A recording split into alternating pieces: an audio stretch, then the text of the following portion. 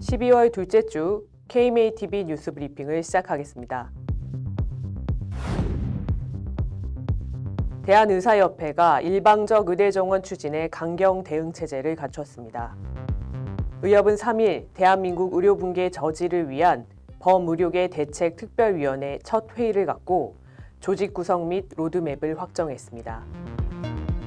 범대위는 규탄 철야 시위를 시작하면서 11일부터 전 회원 대상 총파업 찬반 투표에 돌입하기로 했습니다.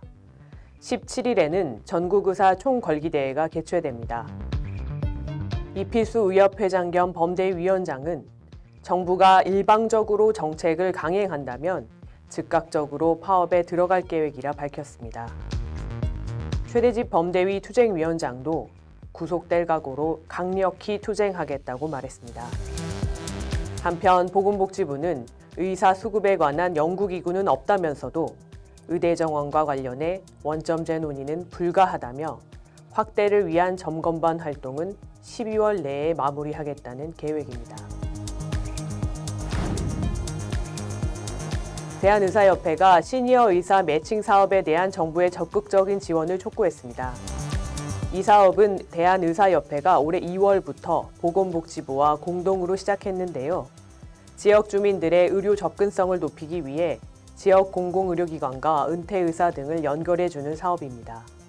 의협은 현재 전국 40여 개 지역 공공의료기관에서 근무를 희망하는 의사들의 문의가 쇄도하고 있고 사업 참여를 원하는 공공기관도 늘어나는 추세라고 밝혔습니다. 그러나 사업 시작 10개월이 지나도록 예산 투입 등 정부 차원의 지원은 없다고 지적했습니다. 특히 정부는 일방통행식 의대 증원 수요를 발표할 것이 아니라 시니어 의사 매칭 사업처럼 기존 의사 인력을 균형 있게 분포시키고 효율적으로 재배치하는 방안을 추진해야 한다고 강조했습니다. 진료실에서 의사가 폭행당하는 사건이 끊이지 않고 있습니다. 의사면허 취소법이 시행되면서 의사는 일방적으로 당할 수밖에 없다는 호소도 나오고 있습니다. 언론 보도에 따르면 지난달 28일 오후 2시경 부산의 한 종합병원 진료실에 술에 취한 20대 남성 환자가 방문해 50대 의사에게 수액을 놔줄 것을 요구했습니다. 의사는 환자가 취해 있고 병력을 알 수 없으니 일단 집에 돌아가 잠을 청할 것을 권했습니다. 그러자 환자는 가족을 해치겠다는 협박과 폭언을 하며 목을 조르는 등 폭행을 저질렀습니다. 이 의사는 의사면허 취소법 때문에 아무런 대응도 할 수 없었다면서 최소한의 대응을 하더라도 쌍방 폭행이나 쌍방 과실로 이어지면 의사 면허를 잃을 수 있기 때문이라고 답답한 심경을 전했습니다. 필수 지역 의료를 살리는 해결 방안 중 하나로 의료계가 제시한 의료진의 의료사고 부담 완화 요구에 여당이 힘을 실었습니다. 국민의힘은 최근 지역 필수 의료 혁신 태스크포스 2차 회의를 개최했는데요. 이태규 정책위 수석 부의장은 필수 의료 분야의 의료 사고에 대한 법적 부담이 저수가와 고강도 노동과 함께 의료 인력 유입을 저해하는 원인 중 하나로 지적되고 있다고 말했습니다. 또 의협이 주장하는 필수 의료 분야의 형사처벌 완화 방안을 정책에 반영할 것을 보건복지부에 당부하고 의료 현안 협의체에서도 논의될 수 있도록 해야 한다고 말했습니다. 한편 국민의힘 최재형 의원이 주최한 토론회에서 단국의대 박형욱 교수는 교통사고 처리 특례법과 유사하게 의료 배상 책임 가입을 전제로 경과실 형사 책임을 면책하는 방안을 제시했습니다. 대한의사협회가 내년 총선 대비 체제에 돌입했습니다. 의협은 2일 제22대 국회의원 선거 총선 기획단 발대식과 함께 첫 회의를 가졌습니다. 김성남 총선기획단 상임단장은 앞으로 4개월에 걸쳐 의료인의 전문성 보호 및 회원들의 권익 보호를 위해 의료계 정책 요구사항이 각 정당의 보건의료 공약에 반영될 수 있도록 적극적인 역할을 할 것이라고 말했습니다. 의협 총선기획단은 김성남 의협 부회장이 상임단장을 맡고 민복기 대구시 의사회 수석부회장, 이재범 의협 대외협력 수석 자문위원, 길광채 광주시 서구의사회장, 김지훈 의협 대외협력 자문위원이 공동단장을 맡으며 총 34명의 위원이 참여합니다. 수도권 병상 쏠림 현상을 막기 위해 정부가 병상수급 관리 대책을 내놨지만 지자체 협조가 지지부진해 난항을 겪고 있습니다. 앞서 보건복지부는 전국 17개 지자체에 병상관리 계획을 10월까지 제출하라고 요청했는데요. 이를 현재 계획을 제출한 지자체는 대여섯 곳에 불과합니다. 이에 따라 12월 중 각 지자체에 병상수급 조정을 권고하고 1월부터 본격적인 병상관리에 들어간다는 계획도 차질이 불가피합니다. 보건복지부가 발표한 3기 병상수급 관리 대책에 따르면 300병상 이상 종합병원을 설립하거나 상급 종합병원이 수도권에 분원을 설립할 때는 보건복지부 장관의 승인을 받아야 합니다. 또 전국을 70개 권역으로 분류해 공급 제한 또는 조정 지역은 향후 병상 공급을 제한합니다. 대한의사협회와 대한약사회가 의사, 약사를 사칭해 다이어트 건강기능식품을 광고한 업체를 공동으로 고발했습니다. 최근 한 유튜브 광고에는 한 알만 먹으면 900kcal가 소모된다면서 가정의학과 교수, 서울 S약국 약사라는 자막과 함께 두 사람이 나와 제품의 효능을 홍보하는 내용이 담겼습니다. 하지만 조사 결과 이들은 의사도 약사도 아닌 배우였습니다. 의협과 약사회는 이 업체를 의료법과 약사법, 식품표시광고법, 특정경제범죄 가중처벌법 위반으로 대검찰청에 고발하고 철저한 수사를 촉구했습니다. 의협과 약사회는 의사와 약사를 사칭한 거짓, 과장 광고로 소비자를 기만했다며 국민 건강과 보건의료 질서를 지키기 위해 공동 고발에 나섰다고 밝혔습니다.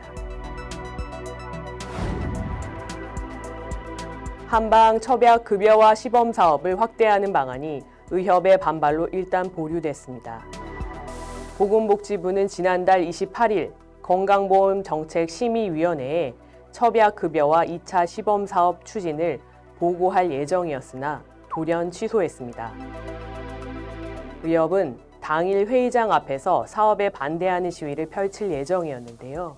건정심에 참석한 한 관계자는 의협이 시위를 예고하자 해당 안건을 논의해서 일단 제외한 것으로 안다고 전했습니다. 한편 국회 보건복지위원회가 최근 한방 난임 치료비를 국가가 지원하도록 한 모자보건법 개정안을 통과시키자 의료계가 우려하고 있습니다. 대한산부인과의사회는 한방 난임 치료는 효과도 안정성도 객관적으로 증명되지 않았다고 지적했습니다. 의료정책연구원에 따르면 한방 난임 치료의 임신 성공률은 12.5%로서 아무런 치료를 받지 않은 난임 부부의 자연 임신율의 절반에도 미치지 못하는 것으로 나타났습니다. 의료용 마약류인 펜타닐을 처방할 경우 환자의 투약 이력을 확인하도록 의무화하는 방안이 추진됩니다.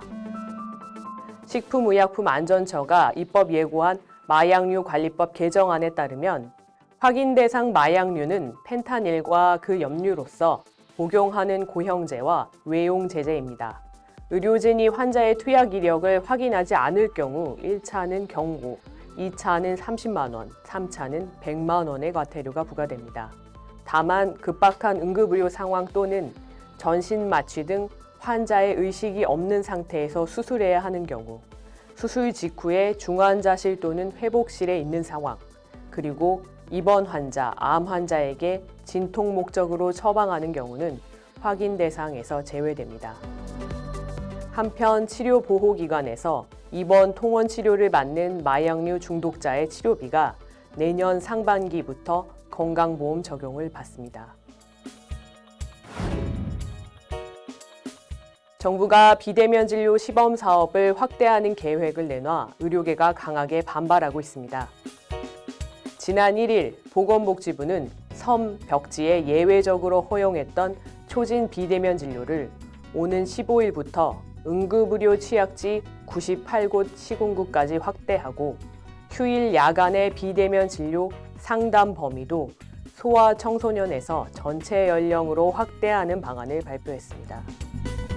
대한의사협회는 국민 건강을 더욱 악화시킬 정부의 일방적 비대면 진료 시범 사업 확대를 즉각 철회하라고 촉구했습니다.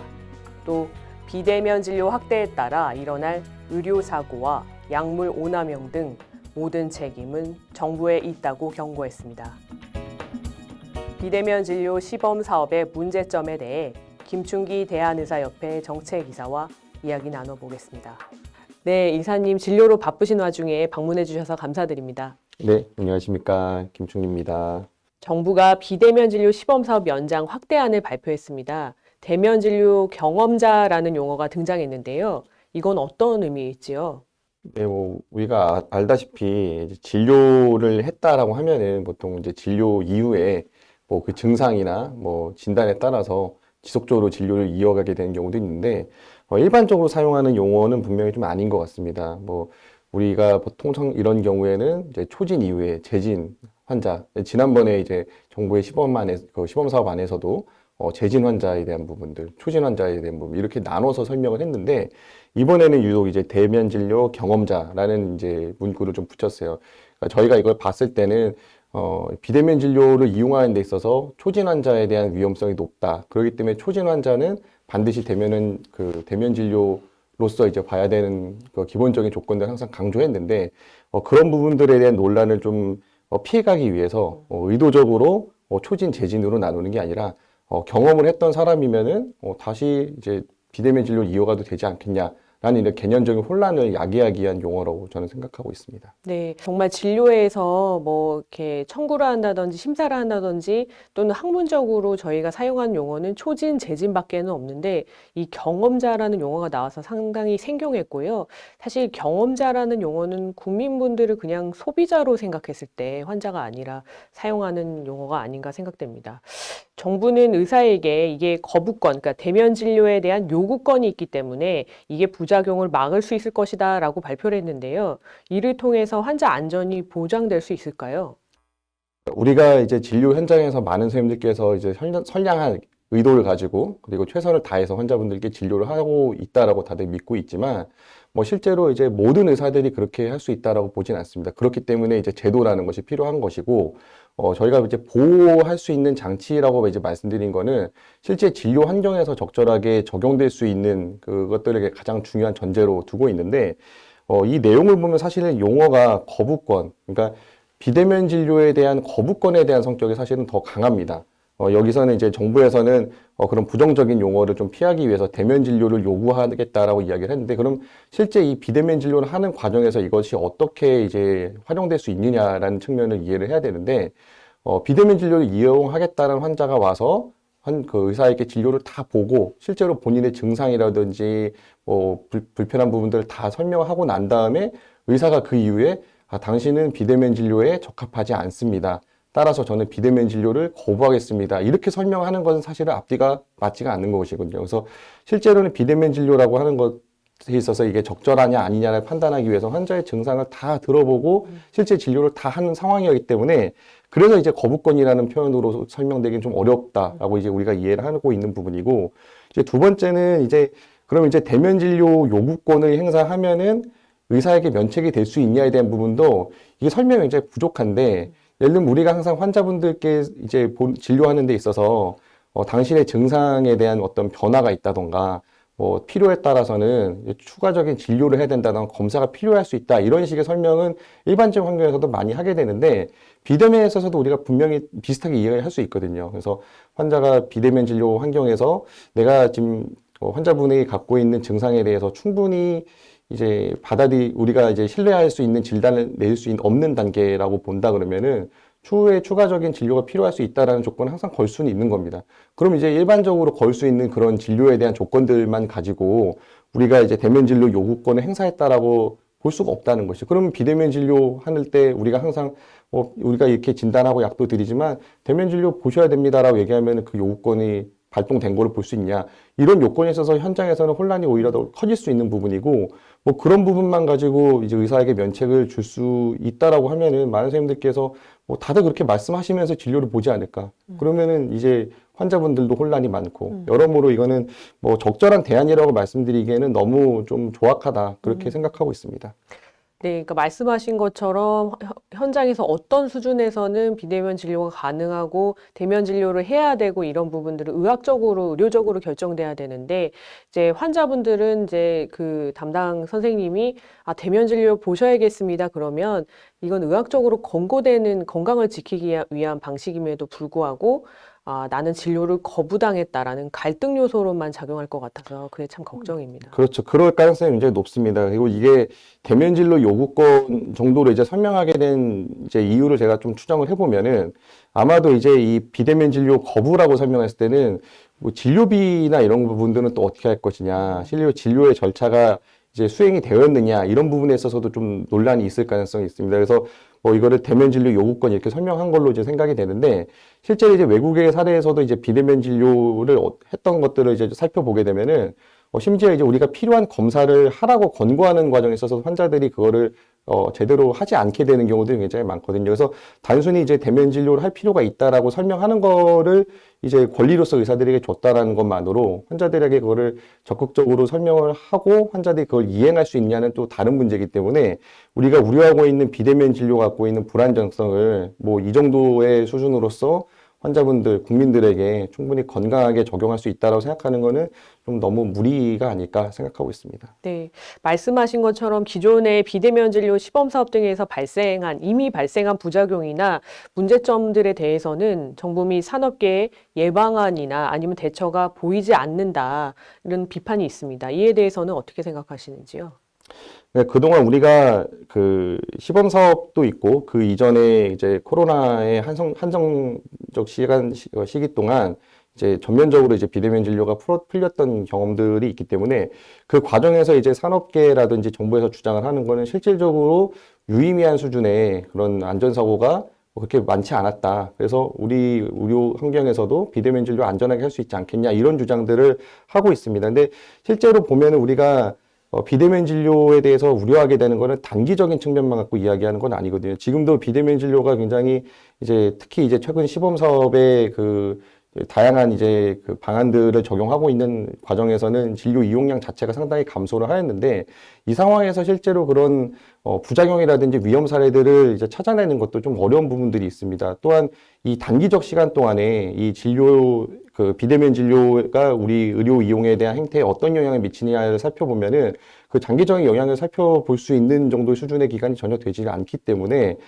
이게 지금 이 정도의 기간을 가지고 이런 평가를 하는 건 사실 굉장히 어렵다. 근데 정부의 입장에서는 그 한계점을 분명히 좀 설명할 필요가 있습니다. 지금 이 한시적인 그 시범 사업 기간 동안에 단지 지금 뭐 수개월, 반년도 안 된 기간 동안이고, 그리고 코로나의 시기에서는 우리가 예를 들면 이제 만성 환자에 대해서 지속적으로 관리를 했다는 건 이런 차원보다는 단기적 증상 정도에 있어서 대증적인 치료, 뭐 이런 부분에 대한 진료들이 대부분 이루어졌기 때문에 지금 정부가 주장하고 있는 대로 이런 방침으로써 특히 이제 만성 질환자에 대한 적극적인 비대면 진료에 대한 허용을 이제 확대하고, 그리고 이제 그런 만성 질환뿐만 아니라 일반 질환에 있어서도 굉장히 폭넓게 비대면 진료를 이용할 수 있다라고 이제 강조를 하게 돼 버리면은 국민들이 이제 진료를 이용하는 행태가 좀 많이 바뀔 가능성도 있습니다.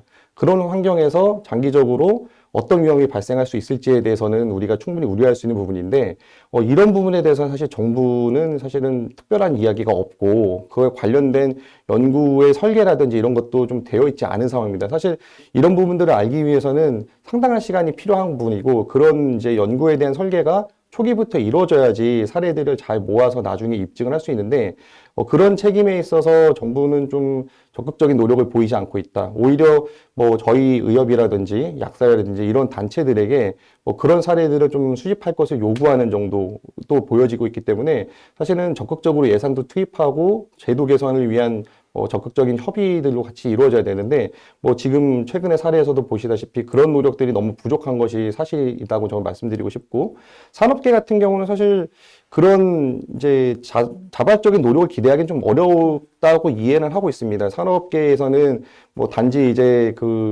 이런 비대면 진료 활성화를 통해서 이윤 추구라는 이제 뭐 기업의 독자적인 이제 목적이 있기 때문에 뭐 산업계에서 뭐 그런 부분까지 요구할 수 있다고 저는 뭐 지금 현재 상태에서는 기대하고 있지는 않고 단지 이제 우리 의료계가 갖고 있는 우려들이나 이런 부분들을 충분히 이해하지 못하는 상황에서 적절하지 못한 비대면 진료에 대한 행태들을 산업계가 더 이제 촉발하게 된다라 그러면은 국민 건강에 위협이 되는 이제 요소가 될 수 있기 때문에 그런 부분에 대한 이해를 뭐 저희도 적극적으로 노력해야 되지 않을까 생각하고 있습니다.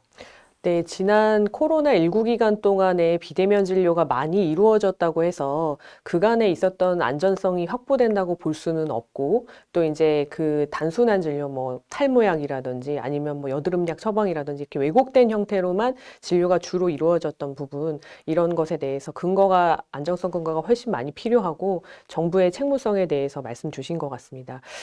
말씀 중에 이제 산업계에는 이 비대면 진료를 상업적 이윤의 대상으로 보고 있기 때문에 그 부분이 좀 가장 우려가 되는 부분이기도 할 텐데요. 시범 사업 및 뭐 향후에 뭐 본 사업이나 뭐 입법이 된다고 해서 현장 적용이 지속적으로 된다면 의료계에서 가장 좀 유념해야 될 점과 중요한 부분이 뭐라고 보시는지요? 뭐 저희 의사협회뿐만 아니라 이제 그 현장에서 진료하시는 선생님들께서 항상 생각하는 거는 환자의 안전, 이거 환자의 이익이거든요. 그래서 우리가 이 비대면 진료를 어떻게 활용했을 때 그런 환자의 이익에 최대한 부합할 수 있을 것이냐를 첫 번째 가치로 두는 게 좀 저는 좋다고 생각을 합니다. 물론 지금 정부에서도 항상 표면적으로는 환자의 이제 편의성 그리고 의료에 대한 접근성을 향상시킬 수 있다라는 명분을 걸고 있는데 저희가 이제 우려하고 있듯이 뭐 그런 부분에 대한 효과보다는 우리가 입증되어 있지 않은 여러 가지 이제 위험성에 대한 검증을 충분하게 거치는 절차라는 게 중요하고 저는 이제 그런 부분들이 연구적으로도 이루어져야 되고 많은 노력들이 필요하겠지만 실제로 실제 진료 현장에서 있는 선생님들이 갖고 있는 경험적인 그런 생각들이나 이런 것들을 충분히 취합을 해서 우리가 비대면 진료를 도입하는 과정에서도 여러 우려들을 최대한 이제 불식하기 위한 그런 노력들이 이제 이루어져야 되는데 지금 현재 이 논의 과정에서 그런 부분들이 상당히 좀 등한시하고 있다는 부분도 분명히 경험하고 있습니다. 지금 비대면 진료 시범 사업 과정에서는 분명히 이제 자문단이라는 이제 그 형식을 가지고서 여러 이제 이해관계자들이 같이 논의할 수 있는 바탕에서 비대면 진료 제도에 대한 개선을 나가겠다라고 이야기를 했음에도 불구하고 실제 지금 이 시범 사업 개편안을 봤을 때는 전혀 그런 논의체들에 대한 이제 형식을 무시하는 상황에서 너무 이제 급작스럽게 제도에 대한 변화를 가져가겠다라는 이제 모양새를 보이고 있거든요. 그러니까 이런 부분들은 이제 향후 제도를 이제 실질적으로 도입하고 발전하는 과정에서 이제 의료 현장의 혼란을 더 야기시킬 수 있는 부분이라고 생각을 하고 있습니다. 그래서 이제 실제 의료에 종사하고 진료에 종사하는 선생님들이 비대면 진료가 진짜로 어떻게 해야지 우리 환자들에게 더 잘 이제 도움을 줄 수 있는 방법이냐라는 걸 찾기 위한 저는 과정에 있다고 생각을 하고 있는데 그러한 노력들을 오히려 좀 방해하고 있는 그런 모양이 아닐까라고 저도 좀 걱정을 하고 있는 부분이고 향후에 이런 이제 사업에 대한 방향을 만들어가기 위해서는 이런 부분들에 대한 우려를 이제 좀 좀 없앨 수 있는 개선안들을 좀 적극적으로 도입하기 위한 노력도 해야 되고 뭐 저희 의사협회라든지 일선 진료에 있는 선생님들 역시 뭐 비대면 진료에 대한 여러 걱정들이 많다는 걸 저도 충분히 이해를 하고 있는 부분이지만 반대로 이제 우리가 환자분들에게 어떤 도움을 더 드릴 수 있을 것이냐에 대한 부분들은 현재 우리가 갖고 있는 다양한 기술이란 부분들도 충분히 감안해야 되기 때문에 뭐 그런 기술과 현재 의료 현장이나 현장의 요구라든지 이런 것들을 잘 접목해서 환자 국민들의 최대의 이익으로 이제 돌아갈 수 있는 방법을 찾는 그런 노력들이 중요하다고 생각을 하고 있고 뭐 이사님께서도 동의하시다시피 너무 이걸 성급하게 접근하기 위한 것들은 좀 다양한 부작용을 낳을 가능성이 굉장히 높고 그런 부작용들이 하나 둘 생길 때마다 이런 제도의 발전을 오히려 거꾸로 역행하는 결과로 좀 나을 가능성이 높습니다. 우리가 지금 이 비대면 진료에 대한 여러 우려들을 이야기를 하였는데 그런 우려 사항들이 만약 실제적인 이제 안전사고의 사례로서 발생을 하게 되고 국민들이 이 비대면 진료에 대한 거부감이 높아지고 반대로 우리 의사들도 그런 우려가 결국 현실화됐다 이런 목소리가 높아지게 되면 결국은 우리나라 상황에서 이 비대면 진료는 사장의 길로 들어설 것이 명백합니다. 그래서 뭐 정부라든지 산업계에서도 이런 안전성을 잘 이제 유지하면서 우리나라 환경에 도입하는 것이 굉장히 중요하다라는 것을 이제 잘 이해를 하고 잘 협력할 수 있는 과정에서 논의를 이어갔으면 좋겠다. 저는 그렇게 생각하고 있습니다. 네, 의료 영역에 있어서는 소비자라는 국민의 어떤 특성보다는 환자로서의 그 국민분들의 안전성이 훨씬 중요한 게 아닌가 의료계는 생각하고 있는 것 같습니다. 오늘 좋은 말씀 감사드립니다. 감사합니다. 이것으로 뉴스 브리핑을 마치겠습니다. 감사합니다.